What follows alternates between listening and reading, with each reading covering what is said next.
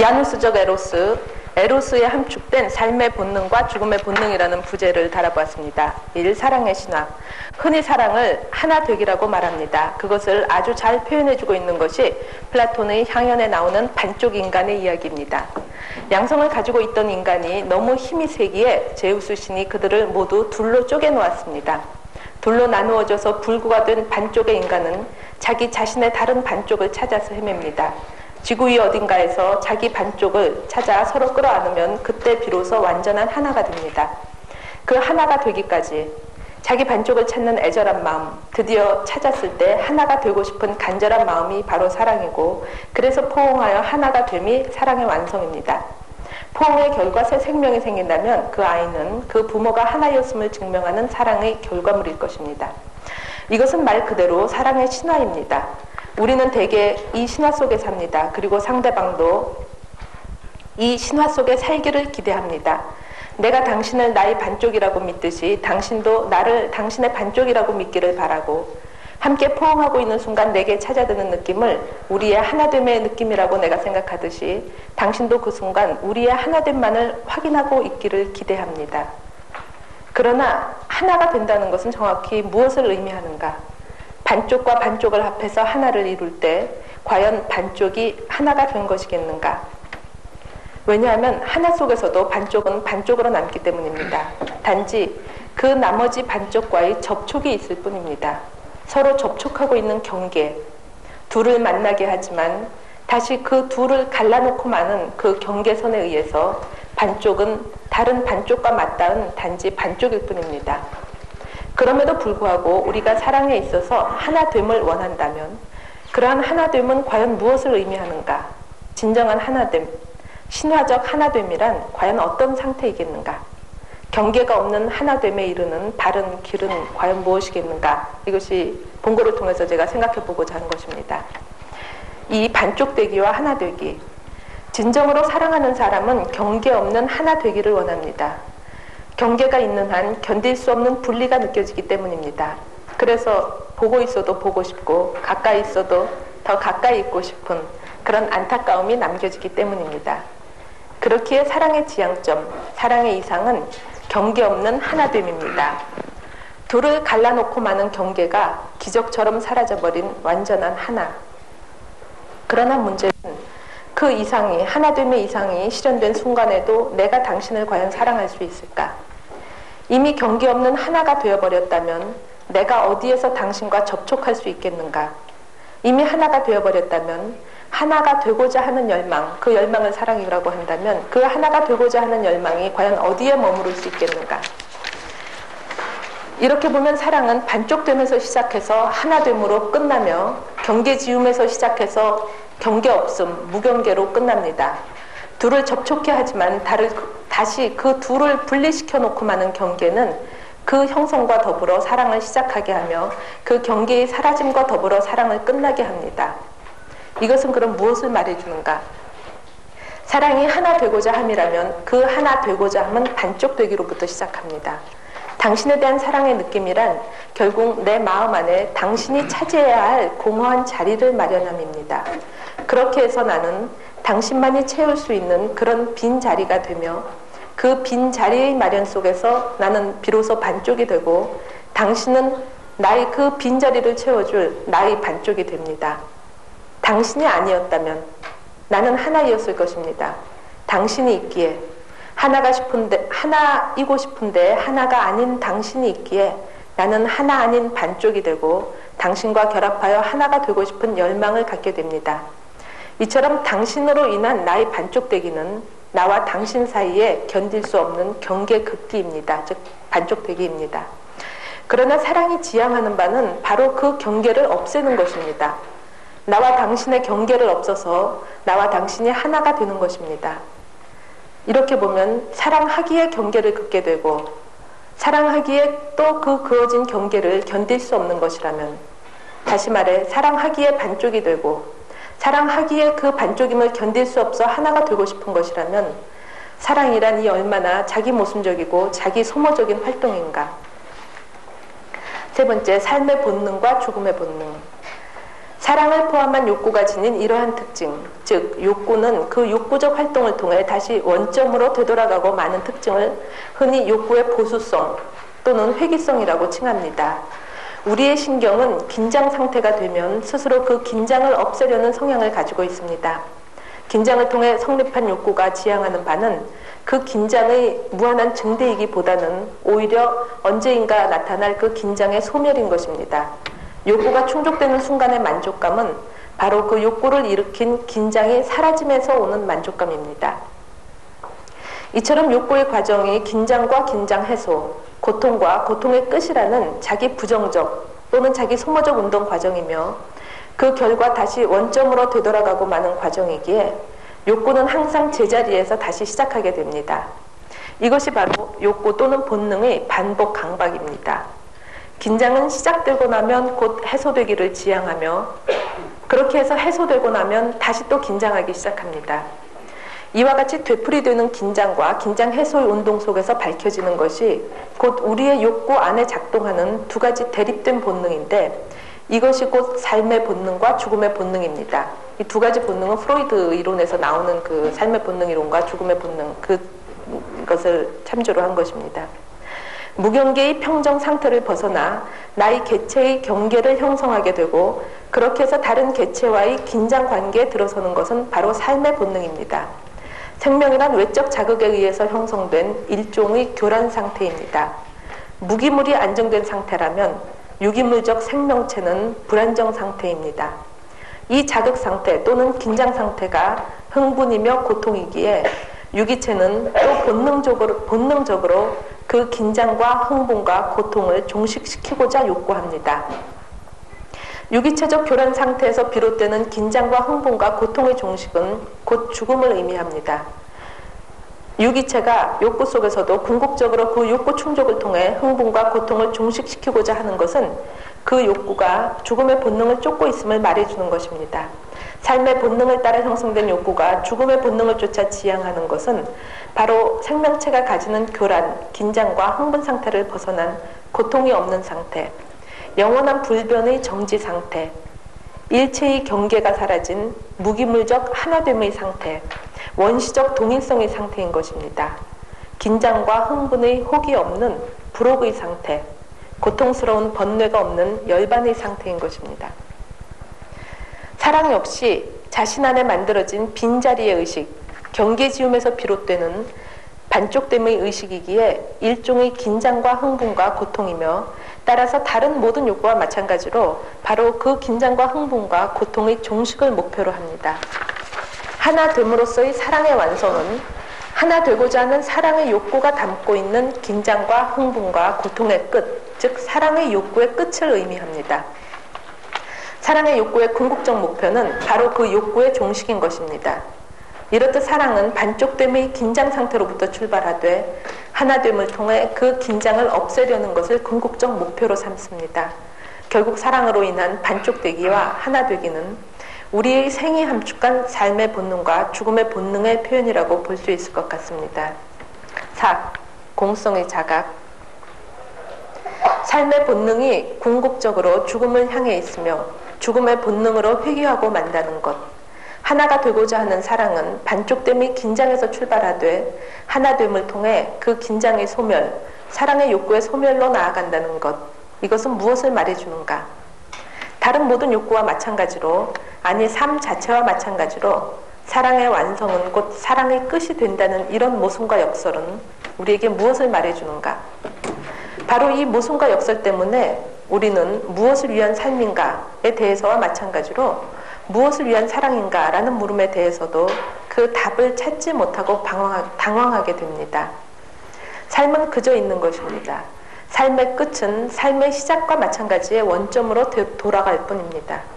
우리는 각자의 삶을 살면서 힘들어 무수한 문제들을 해결하며 살기에 마치 우리의 삶이 무엇인가 많은 것을 이루는 것인 듯 생각하지만 실제로 삶이 해결해 나가는 문제들은 바로 그 삶이 있기에 비로소 생긴 문제들일 뿐입니다. 삶은 스스로 문제를 만들고 다시 그것을 풀어가는 과정이기에 다 살고 나서 문제가 풀리고 나면 문제가 시작되지 않았던 처음과 동일한 상태로 돌아가고 맙니다. 그러니 일평생 살았어도 사실 살지 않았었어도 마찬가지였을 그런 삶이 될 뿐입니다. 사랑도 마찬가지라고 봅니다. 사랑하기에 반쪽이 되어 다른 반쪽과 하나가 되고자 열망하지만 하나가 되어 사랑이 완성되고 나면 긴장과 흥분의 사랑은 끝납니다. 사랑의 끝에 우리가 되돌아가게 되는 곳은 결국 사랑 이전과 마찬가지의 조용한 평정 상태입니다. 사랑이라는 이름의 고통과 기쁨의 파행은 왜, 무엇을 위해서 일어나는가? 그에 대한 답은 없다고 봅니다. 그냥 그렇게 있는 것이라고 봅니다. 없어도 괜찮았을 것, 사실 있지 않았어도 마찬가지였을 그런 사랑이 그냥 그렇게 있는 것입니다. 삶의 끝이 그 시작과 맞물리기에 공허한 것이라면 사랑 역시 그 끝은 다시 원점으로 돌아가기에 그렇게 공허한 것이라고 볼 수 있을 것 같습니다. 사랑의 욕구로 하여금 그러한 공허한 운동을 하게 만드는 이 죽음의 본능의 정체는 무엇인가? 그것이 우리의 삶과 우리의 사랑을 통해 전하고자 하는 메시지는 무엇인가?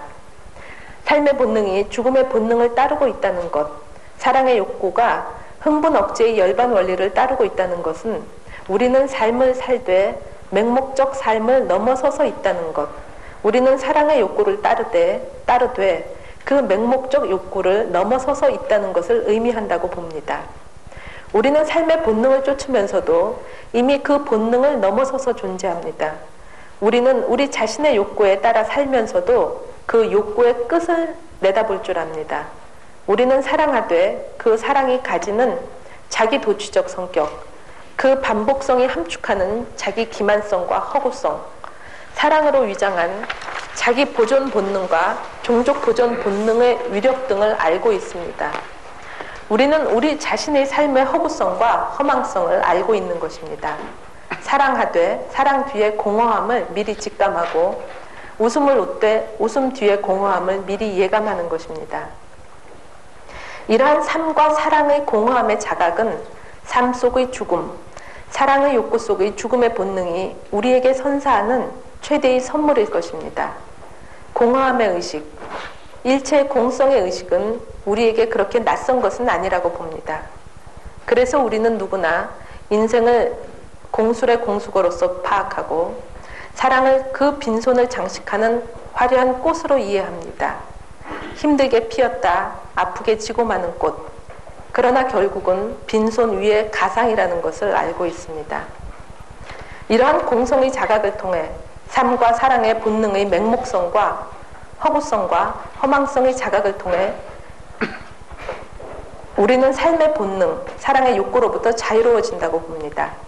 삶을 살되 삶의 본능에 매이지 않는 자유로운 삶, 사랑을 하되 사랑의 욕구에 매이지 않는 자유로운 사랑이 가능해진다고 봅니다. 욕구에 매이지 않는 사랑, 집착을 벗어난 사랑, 반쪽되기와 하나되기가 하나의 운동임을 알고 사랑의 고통과 사랑의 기쁨이 하나의 느낌이라는 것을 알아서 어느 하나를 취하지도 않고 어느 하나를 버리지도 않는 사랑, 시작의 순간 끝을 예감하기에 시작과 끝을 넘어선 사랑, 이러한 사랑이 바로 끝없는 신화적 사랑이 아니겠는가. 다섯 번째로 하나됨의 왜곡입니다. 사랑이 지향하는 하나됨, 반쪽의 고통이 묻는 기쁨의 하나됨이란 고통에 대한 빚 갚음으로써 다시 원점으로 되돌아가는 공허한 근원 회귀라는 것을 알지 못하면 삶의 본능과 사랑의 본능은 궁극적으로 죽음의 본능으로 회귀하고 만나는 것을 알지 못하면, 한마디로 앞에서 이야기했듯이 죽음의 본능이 전해주는 메시지, 즉 삶과 사랑의 공성, 그 가상성과 공허성, 그 열반 원리를 자각하지 못하면 우리에게 있어 죽음의 본능은 삶의 본능과 대립되는 삶을 부수고 부정하는 악마적 원리, 파괴 본능이나 공격 본능으로 작용하고 맙니다. 그 경우 우리는 어떻게든 죽음의 본능을 극복하고 그것을 삶의 본능에 유용하게 기여하도록 변형시켜야 할 과제를 갖게 됩니다. 그리하여 일체의 공성을 왜곡하여서 가상에 종속하게 만듭니다. 가상이 회귀하는 공성을 변형시켜 오히려 가상을 위한 수단으로 만들고 말 때, 삶이 귀착하는 삶의 터전으로서의 죽음을 변형시켜서 오히려 죽음을 삶을 위한 단순한 수단으로 만들고 말 때, 공성을 자각한 자유로운 사랑은 오히려 공성을 망각한 부자유한 사랑으로 바뀌고 만다고 봅니다. 죽음의 본능을 변형시켜 삶의 본능에 유용하게 만든다는 것은 죽음의 본능을 쫓는 우리의 하나됨의 욕구를 삶 속에서 실현시키고자 함을 의미한다고 봅니다. 죽음은 삶의 끝인데 우리가 어떻게 삶 속에서 죽음을 경험할 수 있겠는가? 하나됨으로서의 사랑의 완성은 사랑의 끝인데 우리가 어떻게 하나 되고자 하는 사랑의 열망 속에서 사랑의 끝을 경험할 수 있겠는가? 이렇듯 사랑하는 자가 추구하는 진정한 하나됨이란 단지 이상일 뿐입니다. 이것을 망각하고 하나됨의 이상을 현실 속에서 구할 때 그 하나됨의 느낌은 다른 반쪽을 배제한 자기 도취적 느낌 또는 대상 존재를 부정하는 속에서 자기 동일성을 확보하려는 폭력일 수 있다고 봅니다. 그것은 진정한 사랑의 왜곡이나 변질일 수 있습니다. 대상으로 향한 죽음의 본능, 대상의 존재를 부정함으로써 그 만족에 이르는 죽음의 본능은, 그러니까 왜곡된 죽음의 본능이죠. 이것은 사랑이 지향하는 하나됨의 왜곡된 방식일 뿐입니다. 욕구된 대상을 먹어치우는 행위 역시 대상 존재를 무화하여서 자기 자신과의 영원한 동일성, 하나됨을 획득하고자 하는 것입니다. 이런 방식으로 사랑에 있어서도 하나됨을 획득하고자 한다면 왜곡된 방식의 하나됨이라는 거죠. 물리적으로 타인을 공격하고 말살시키려는 행위 역시 타인의 존재를 허용하지 않음으로써 나의 하나됨을 확인하고자 하는 것입니다. 타인으로 인해 그어진 경계, 타인으로 인해 자극된 교란 상태를 그 타인을 부정함으로써 지향하여서 평안의 하나됨에 이루고자 하는 것입니다. 사랑에 있어서 상대에게 폭력을 자행하고 학대함으로써 만족을 얻는 세디즘은 사랑 안의 죽음의 본능 또는 변형된 공격 본능을 대변해 주는 것입니다. 반대로 상대로부터 죽도록 학대받음으로써 만족을 느끼는 메조키즘 역시 자신의 존재를 부정하는 속에서 타인의 하나만을 남김으로써 자신 안에 간접적으로 하나됨을 느끼려는 하나됨의 느낌을 가지려는 것입니다. 직접적으로든 간접적으로든 그런 둘 중의 하나를 파괴함으로써 하나됨을 회복하려고 하는 왜곡된 시도입니다. 그러나 물론 아무리 세디즘이라고 하더라도 상대를 죽일 수는 없습니다. 타인을 완전히 지향할 수 없고 따라서 완전히 하나됨의 꿈은 이룰 수 없습니다.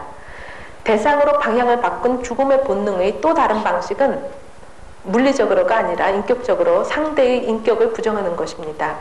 상대와의 분리의 괴로움을 상대를 완전히 자신 안에 종속시킴으로써 상대의 인격을 배제함으로써 그 자신만의 하나됨을 이루고자 하는 것입니다. 이건 역시 신체적 학대가 아닌 정신적 차원의 학대와 피학대로서 일종의 공격 본능이라고 말할 수 있을 것입니다. 흔히 사랑하는 사람들이 많이 말하는 당신은 나의 것이라고 생각하면서 상대의 자립적 삶의 의미를 부정하려 한다거나 또는 나는 당신의 것이라고 하면서 나 자신의 삶에 완전한 희생과 헌신을 바치려고 한다는 것은 둘 다 반쪽을 소멸시킴으로써 하나됨을 이루려고 하는 기형적 사랑의 모습이라고 봅니다. 공성을 망각한 또 다른 방식의 하나되기는 아예 본능의 반복 강박의 힘에 자기 자신을 맡겨버리는 것입니다. 긴장 증대와 긴장 해소라는 본능이 가지는 반복적 운동성에 자신을 맡기고 끊임없이 하나됨을 확인하고자 하는 것입니다. 끊임없는 사랑의 유희를 되풀이함으로써 아편처럼 사랑에 빠지고 마는 것, 사랑의 탐닉에 빠지는 것 역시 일종의 하나 되기의 길일 것입니다. 그러나 고통이 기쁨과 연결되어 있듯이 기쁨은 공통과 연결되어 있습니다. 무절제의 탐닉은 결국 무절제의 좌절과 병행할 수밖에 없을 것입니다. 탐닉이란 사랑에 대한 주체적인 결단이 아니라 본능 자체의 힘에 이끌리는 무기력의 표현이기 때문입니다. 탐닉을 통한 하나됨이란 나와 당신의 하나됨이 아니라 오히려 나도 없고 당신도 없는 하나됨, 오직 본능의 쫓음만이 있는 하나됨이며 그런 만큼 본능과 욕구에 매인 부자유의 사랑일 뿐이라고 봅니다. 여섯 번째, 이와 같이 왜곡된 하나됨이 아닌 진정한 하나됨을 의미하는 신화적 사랑입니다. 야누스적 사랑이란 사랑이 삶의 본능과 죽음의 본능의 양면을 지녔다는 것, 반쪽되기와 하나되기, 긴장 증대와 긴장 해소, 고통과 기쁨이라는 양면을 지녔다는 것을 말합니다. 우리가 의미 있다고 생각하는 삶, 우리가 아름답다고 생각하는 사랑이 우리가 의미 없다고 생각하는 죽음, 우리가 공허하다고 생각하는 죽음을 벗어나지 못한다는 것을 의미합니다. 삶과 마찬가지로 사랑 자체가 공허합니다. 그것은 단지 삶이 언젠가 끝나기 때문에, 사랑이 언젠가 끝나기 때문이 아니라 오히려 우리 스스로 삶 속에서 또 사랑 속에서 바로 그 끝을 지향하고 그 끝을 의식하고 있기 때문이라고 봅니다. 그러나 역설적이게도 우리가 삶을 자유롭게 살 수 있고 우리가 사랑을 자유롭게 할 수 있는 것은 바로 그 죽음, 그 공허성 때문이라고 봅니다. 우리는 반드시 살아야 하기 때문에 사는 것도 아니고 반드시 사랑을 해야 하기 때문에 사랑하는 것도 아닙니다. 살지 않을 수도 있고 사랑하지 않을 수도 있습니다. 이 말은 곧 우리가 사랑하는 것에는 아무런 강제도 필연성도 의무도 없고 따라서 아무런 목적도 없고 아무런 의미도 없다는 것입니다.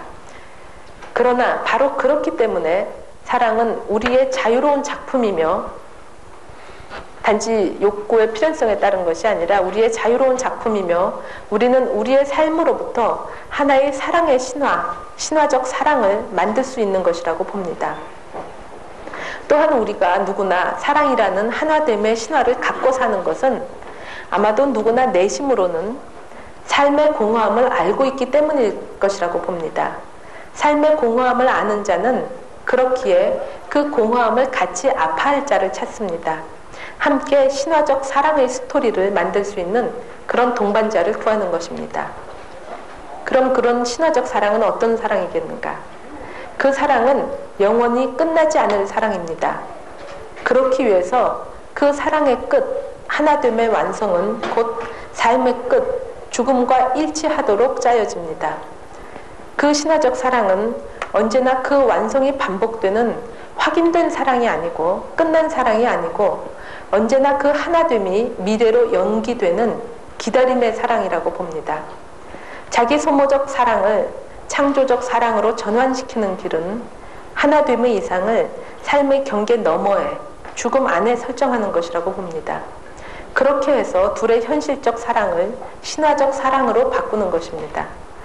하나됨의 본능적 욕구를 멸하지도 억압하지도 않고 단지 연기시킴으로써 반쪽됨의 고통을 기다림의 기쁨으로 승화시키는 활동, 그러한 활동을 통해서 탐닉적 사랑은 신화적 사랑으로 승화된다고 봅니다. 누군가는 그 신화적 사랑의 대상을 신으로 삼기도 하고 하나의 이념으로 삼기도 할 것입니다. 그렇게 해서 종교와 문화가 가능해진다고 봅니다. 그러나 종교보다 문화보다 더 근원적인 것은 신격화되고 이념화되기 이전의 사랑, 구체적 인격과의 하나됨일 것이라고 봅니다. 하나됨의 완성을 삶의 완성 순간인 미래의 것으로 연기해 놓음으로써 삶의 전체 과정을 사랑의 완성 과정으로 만드는 것입니다.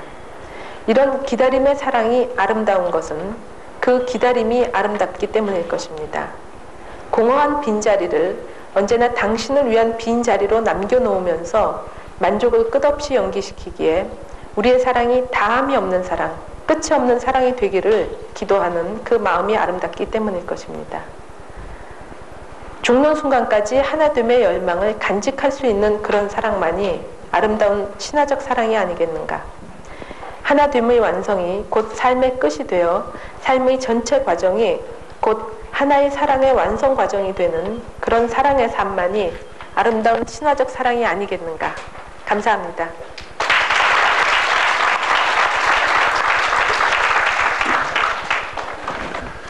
편의상 신세대의 사랑의 문법이라고 변경을 했는데 원래 제가 붙이고 싶었던 제목은 사랑하다가 죽어버려라.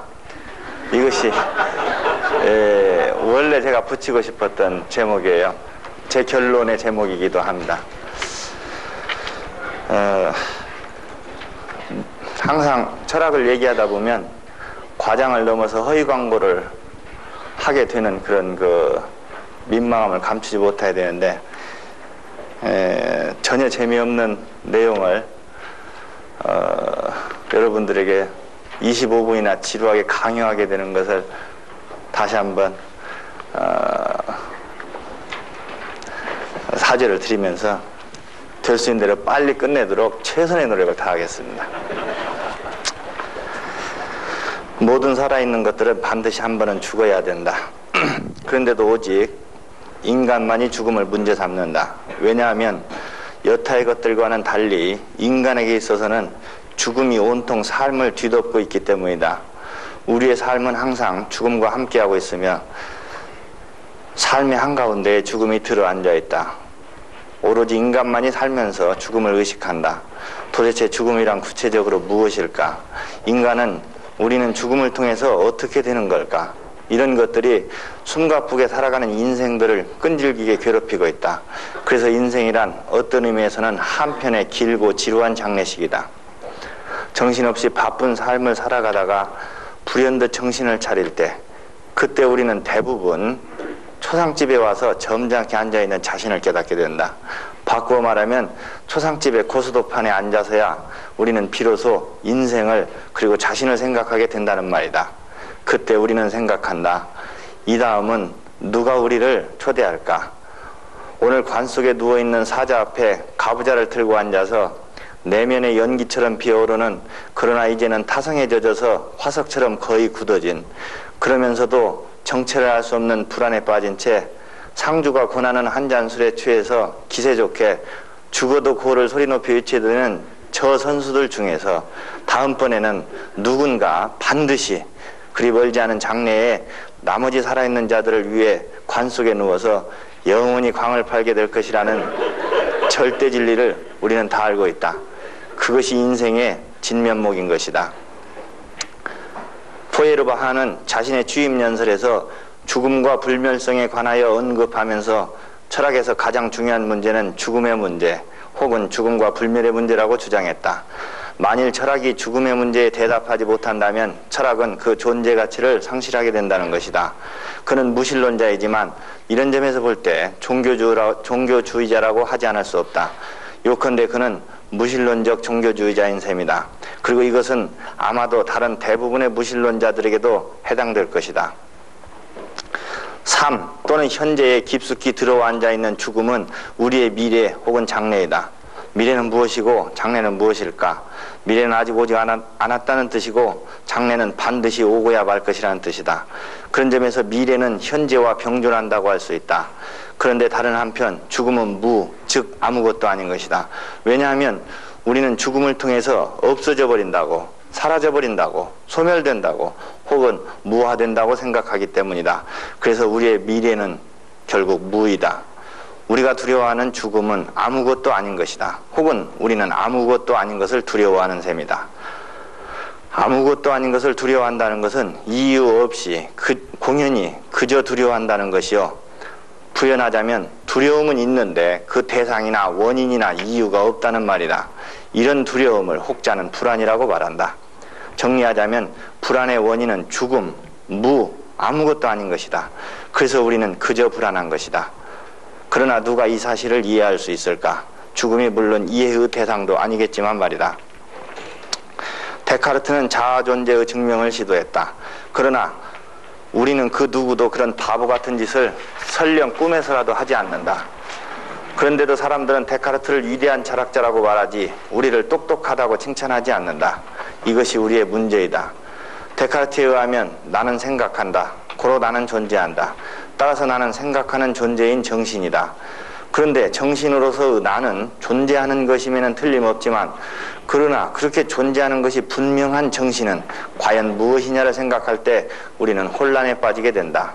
세상이 존재한다는 것, 이 광대무변한 세계가 내 눈앞에 현란하게 펼쳐져 있다는 사실이야말로 정신으로서의 나의 존재에 대한 가장 확실하고도 강력한 증거이다. 내가 없으면 세계도 없다. 이것은 얼빠진 소리가 아니다. 칸트도 또 사르트르도 기타 등등 많은 위대한 철학자들이 이 비슷한 소리를 해서 위대한 철학자의 반열에 오르지 않았던가. 적어도 나에게는 그렇다. 세계가 있다는 것, 그것처럼 정신으로서의 나의 존재를 강력하게 입증하는 것은 다시 없다. 그런데 이 생생한 세계에 의해서 그 존재가 확실하게 입증되는 나의 자아에 내 의식이 미칠 때, 그때 나는 마치 마법사의 주문에 걸리기라도 한 것처럼 순식간에 사라져 없어져 버리고 만다. 그렇기 때문에 바보같이 자아 존재를 증명하려고 애를 썼던 데카르트가 위대한 철학자인 것이다. 정신으로서의 나는 무엇일까? 정신은 거울과 같은 것이다. 거울은 특정한 사물이면서도 그 모습을 보여주지 않는다. 우리가 거울이라고 생각하는 것은 사실 거울에 비친 사물들의 모습일 뿐이다. 마찬가지로 정신도 세상의 모든 것을 비추인다. 혹은 정신은 세상의 모든 것을 자신 안에 담을 수 있지만 그러나 자신을 담을 수는 없다. 그래서 정신은 정확하게 말하면 무의 상태로 있다. 혹은 다르게 생각해도 좋을 것이다. 사람들은 미끼를 자신이 육체와 정신의 종합이라고 생각한다. 그래서 우리의 상식은 인간의 육체를 동물적 요소로, 그리고 인간의 정신을 신적 요소로 간주한다. 사람들의 상식만큼 사실 진실에 가까운 것도 없다. 물론 이것을 증명할 수는 없다. 그러나 누구든지 자신을 인간이라고 주장하는 사람은 이것을 부정할 수 없을 것이다. 심지어 광기의 철학자 니체마저도 인간을 신과 동물 사이에서 줄타기하는 존재라고 말하지 않았던가. 동물적 요소인 육체는 유한한 것, 신적 요소인 정신은 무한한 것이다. 그런데 무한하다는 것은 곧 무한한 자유요, 무한한 가능성을 의미한다. 이것들이 바로 우리 인간의 본래의 모습이다. 무한한 자유나 무한한 가능성은 곧 현실적인 무를 의미한다. 왜냐하면 지금 무엇인가 어떤 특정한 모습으로 우리가 존재한다면 우리는 무한하게 자유롭지 않을 것이요 무한하게 가능한 것도 아닐 것이기 때문이다. 그렇기 때문에 나는 무로서 현존한다. 즉 나는 무이다. 여러분이 살면서 허물을 느끼는 것은 바로 이러한 이유에서이다. 그때 여러분은 바로 이런 깨달음에 직면한 것이다. 일상으로는 나는 무이다가 아니라 나는 허무하다이다. 이는 사실 같은 말이다. 또한 나는 허전하다라고 표현하는 경우도 아마 크게 다르지 않을 것이다. 이 사실을 깨닫는 순간 나는 절대적 고독을 느끼게 된다. 아니, 나는 절대적으로 고독한 존재라는 사실을 깨닫는다고 하는 편이 더 정확하다. 왜냐하면 내가 바라보고 느끼고 의식하는 것들은 모두 유형의 것들, 특정의 모습과 형태를 갖추고 있는 것들에 반해서 오직 나만이 무의 상태로 존재하기 때문이다. 나와 타자 사이에는 절대적 차이가 존재한다. 나는 무, 세상의 모든 것들은 유형의 것 또는 물질적인 것들이기 때문이다. 이에 반론을 제기하고 싶은 분도 있을 것이다. 그러나 잠시 생각해 보시라. 우리는 과연 인간의 육체 이외의 것들, 예컨대 인간의 정신이나 인격을 보거나 듣거나 만지거나 느끼거나 한 적이 있을까? 고독이란 무엇인가? 나 혼자라는 뜻이다. 나와 같은 것은 세상에 다시 없다는, 오로지 나 혼자만이 유별나게 기이하게 존재한다는, 즉 무로 존재한다는 의미이다. 세상의 모든 것들이 나와는 질적으로 다르다는 것을 깨닫는 순간 우리는 존재의 부재로서의 절대적인 고독을 느낀다. 그래서 불안과 고독은 늘 함께 오는 것이다. 고독, 바로 이것이 우리의 병이다. 우리 현대인들은 고독으로부터 줄곧 헛되이 도망질 쳐왔다. 마치 혹성탈출이라는 영화의 저 끔찍한 마지막 장면처럼 말이다. 여기에서 우리 인간들이 고독으로부터 얼마나 필사적으로 그러나 얼마나 헛되이 뒷걸음질 쳐왔는지를 살펴보자. UPI 통신에 의하면 1976년 미국의 어느 도시에서 16살 된 여자아이가 마약에 의한 환각 상태에 빠져서 팔과 손을 난자한 다음 성당 계단으로 뛰어들어가서 자신의 목을 면도칼로 찔렀다. 그자 순식간에 우르르 몰려든 300여 명의 군중들은 고함을 지르면서 마치 응원이라도 하는 듯이 잘한다 잘한다 하고 소리 높이 악을 썼다. 경찰은 군중의 응원이 구역질 나는 것이었다고 증언했다. 그들은 끝내버려, 그래 바로 그거야 라고 소리쳤다. 이윽고 그녀가 출혈 과다로 정신을 잃고 바닥에 쓰러져 죽게 되자 군중들은 환호성을 울렸다. 이반의 이야기에 이건 까라마조프가의 형제들에서 도스토옙스키가 이야기하고 있는 것입니다. 아이를 품에 안은 한 젊은 여인이 터키 짐작군에게 둘러싸여 있다. 여흥거리를 찾던 군인들은 아이를 여인에게서 빼앗아 품에 안은 채 얼르기 시작한다. 마침내 아이는 방긋방긋 웃는다. 그 순간 군인 한 명이 아이의 얼굴에 권총을 겨눈다. 아이는 티 없이 맑은 얼굴에 하나 가득 웃음을 띠고서 고사리 같은 손을 뻗어 권총을 붙잡는다. 그러자 군인은 방아쇠를 당기고 살과 뼈와 피가 사방에 튀기면서 아이 얼굴은 박살이 난다. 이번의 이야기. 5살 된 여자아이가 있었다. 장소는 아마 시베리아였을 것이다. 그녀의 부모는 교양 있는 사람들이었다. 어느 추운 겨울날 그들은 아이를 얼음이 꽁꽁 언 야외변소에 가두었다. 뭔가 아이가 잘못했을지 모른다. 그런데 아이는 밤이 되어서도 용서를 구하지 않았기 때문에, 혹은 용서를 빌 엄두를 내지 못했기 때문에, 더욱이 옷에 오줌을 싸서 옷이 꽁꽁 언 데다가 매우 더러웠기 때문에 그들은 아이의 얼굴에 오물을 묻히고 아이의 입에 똥을 쳐넣었다. 어머니, 바로 아이의 어머니가 말이다. 그녀는 불쌍한 아이가 구슬프게 울부짖으면서 마침내 숨을 거두는 가운데 불빛이 따사로운 방 안에서 천사같이 평화롭게 잠이 든다. 다시 포이에르바하에게로 돌아가 보자. 그는 철학의 중심에 놓여있는 죽음과 불멸의 문제를 남녀 간의 사랑을 통해서만 해결할 수 있다고 보았다. 그의 표현을 빌리자면 나와 너의 변증법, 남녀의 변증법만이 진실한 변증법이라는 것이다.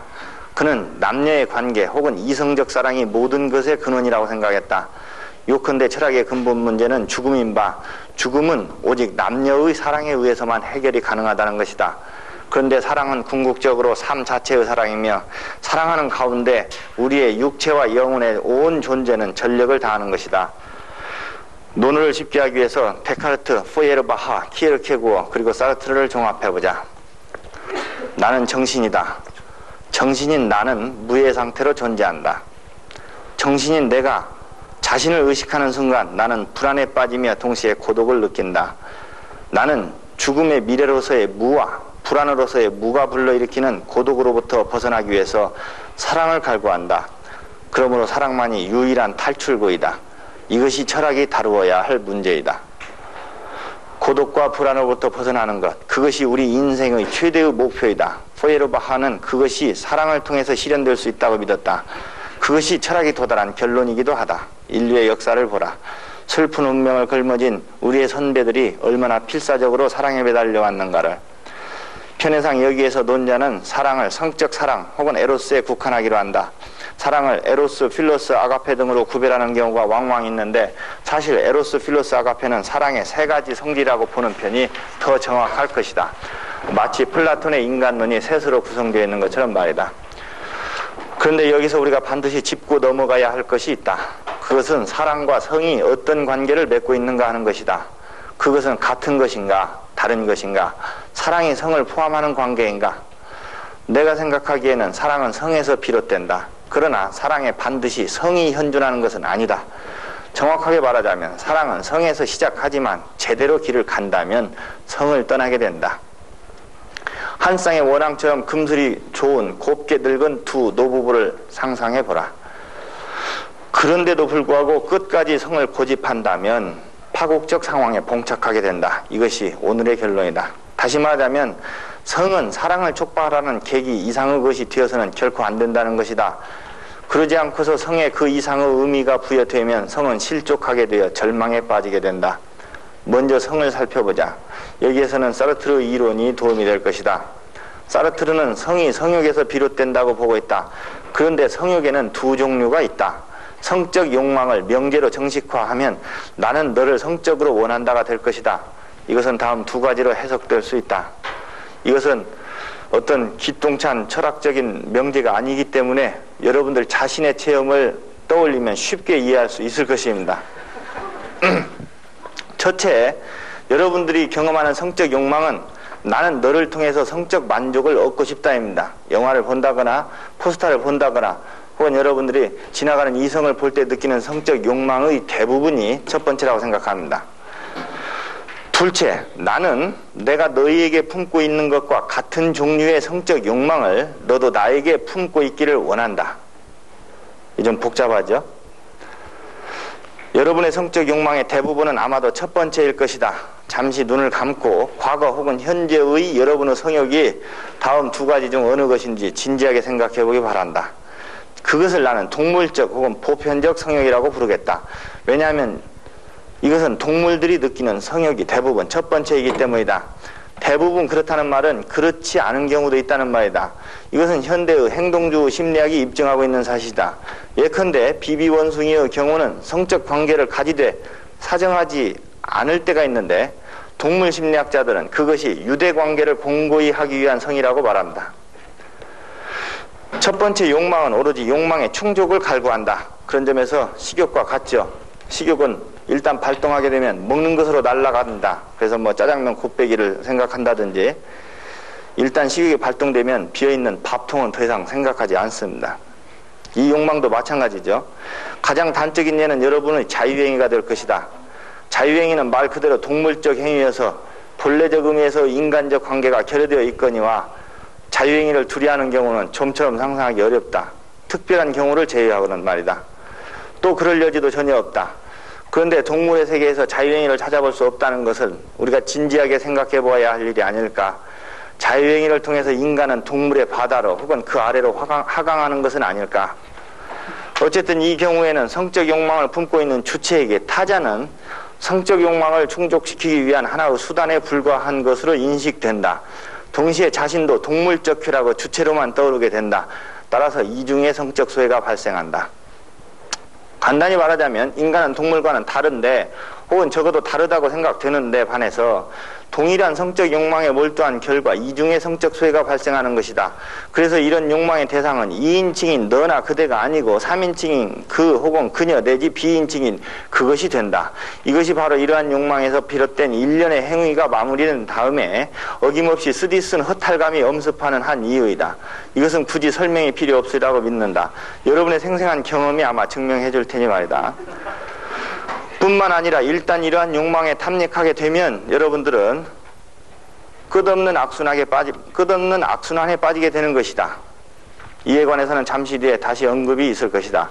한편 두 번째의 성적 욕망은 욕망의 충족을 갈구하는 것이 아니다. 그것은 욕망 그 자체를 원한다. 다시 말해서 성적 욕망의 주체는 타자의 성적 욕망을 원한다는 말이다.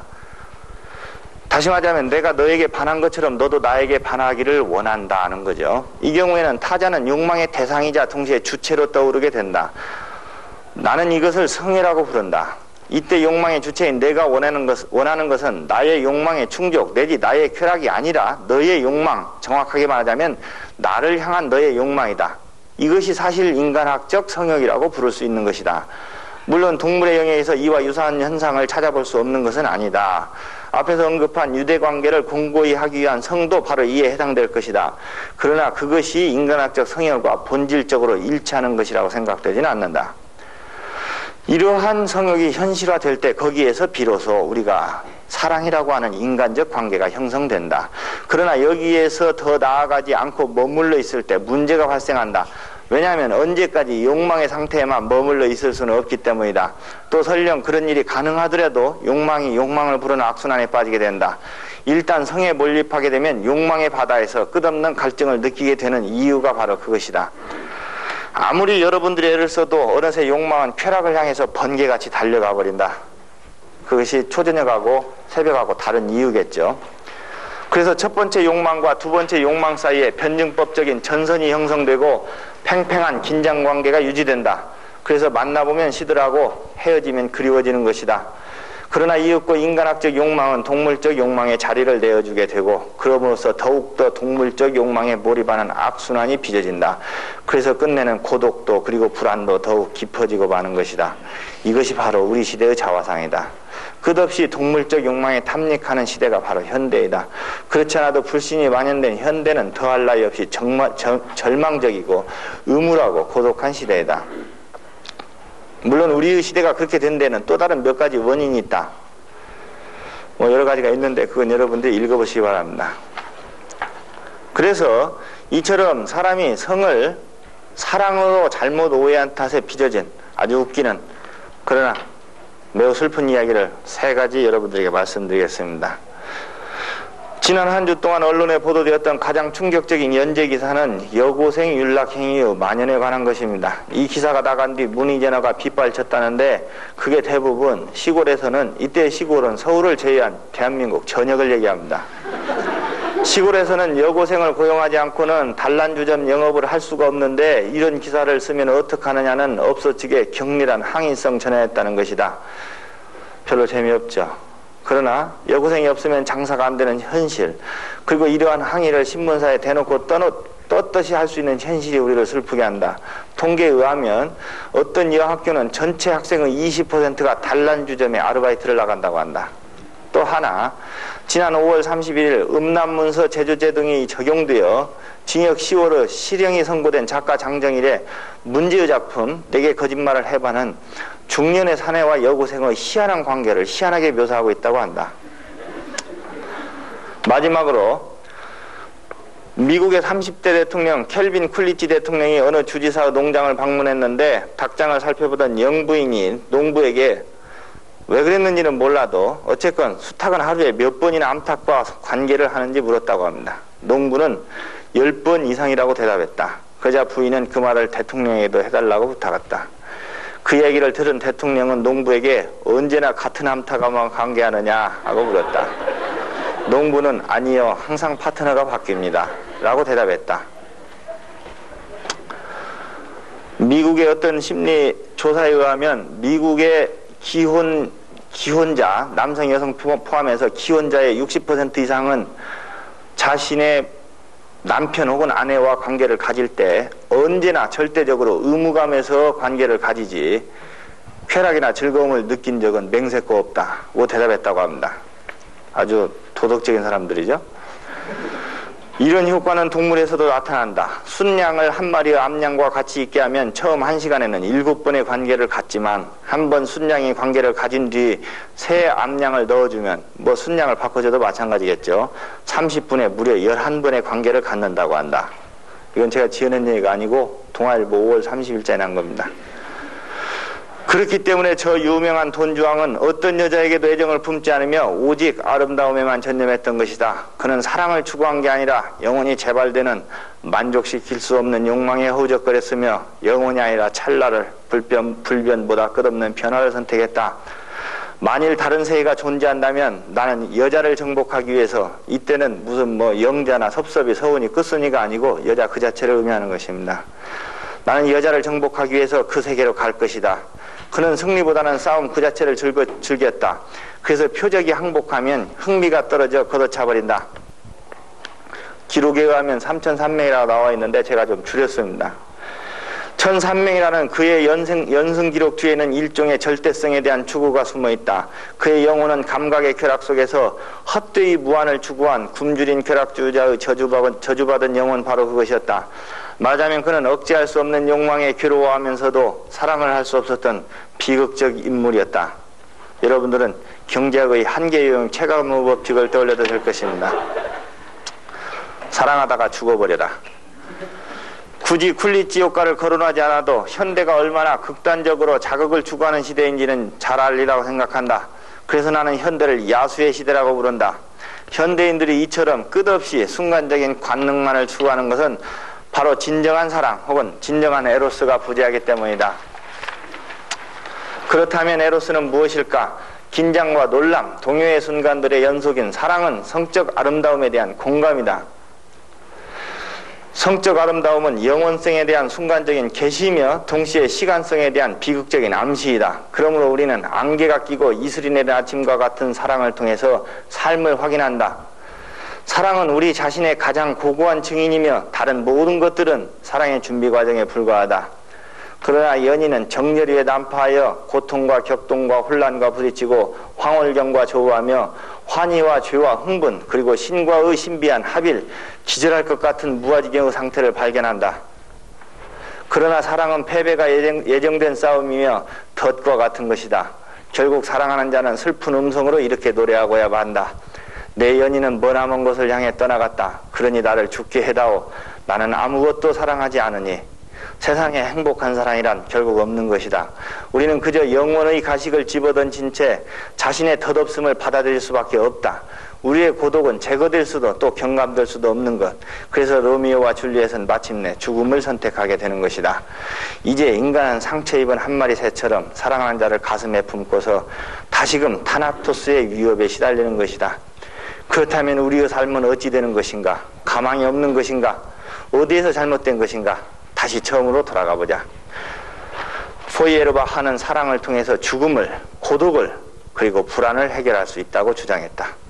사정이 이러한데도 어떻게 그런 주장을 할 수 있었을까? 그것은 곧 불멸에 대한 그의 확고한 신념 때문이었다.